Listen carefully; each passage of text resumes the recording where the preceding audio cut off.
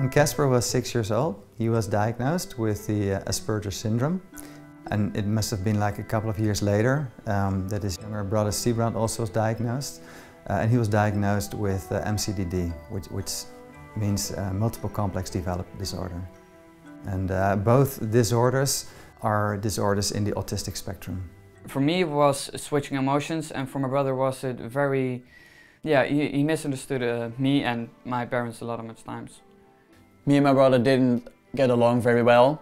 He always found a way to drive me insane. If I'm being angry at him and I'm yelling and he was like ha ha ha, and he doesn't take emotions serious. That's how it looked to me when I was young.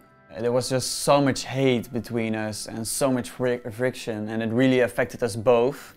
We never actually look at each other like brothers, more as people who live under the same roof with the same parents, but that's it. We tried everything, home video training, after school therapies in different stages of their illness, but it just didn't work enough. Instead of a loving mother, you have to be strict all the time. And that was very hard. We were tired a lot in that time. So we started to look around, and we found out that out-of-home placement would be an option. We didn't want to hear that, of course. You don't want to hear the message that you have to outplace your child. But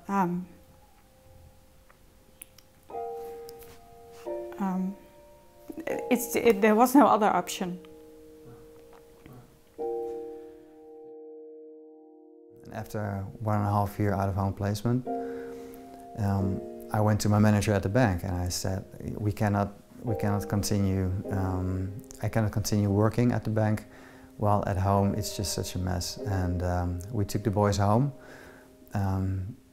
while all specialists said that permanent out-of-home placement was the only solution and we couldn't be a family anymore.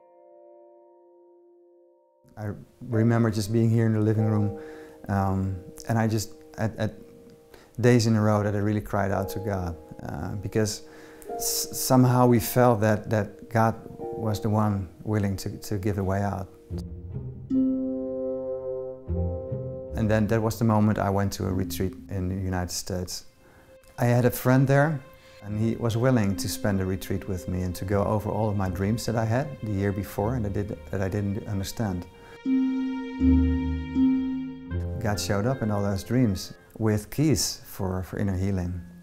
After that retreat, coming home, I started to cry out to God for more dreams, for more revelation, and well, He kept on, telling me that He wanted to heal the kids, and that He was going to reveal keys for their healing. Well, the main insight that I received for healing of the boys, one of the major things is that there is a trauma, and when there's a trauma in the soul, it caused the boys to respond with a not love reaction towards each other, and they were kind of captivated in that. And that's kind of a path that is paved by our ancestors who walked the same path as a coping mechanism.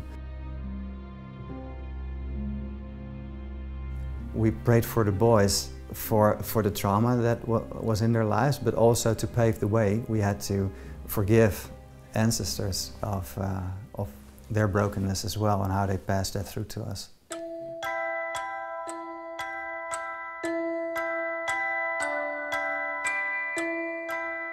After we did that prayer, we saw an amazing change in the boys. When we had the final prayer, it felt like a huge weight fell off my shoulders, and me and my brother just wanted to try it out. We went outside and played just a regular game of soccer, and it went good, and we both were surprised. The first day when we got healed, we tested out, so we go and play more with each other, and it goes well. So we were like, oh yeah, it did really help. It's like 2 years or 2.5 years without a fight at all, and we're able to have just a conversation or just go outside and play a game of soccer without the fear of anything going wrong, and that's a miracle, absolutely.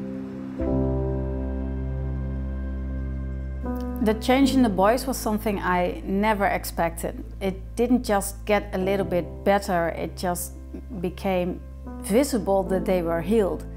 They were teachable, where before you could say things 100 times, but they just wouldn't be able, and now they were. They were just different boys. And of course puberty hit, so sometimes they're just giving others a hard time, but you can see they're just healthy boys, and that really is a miracle.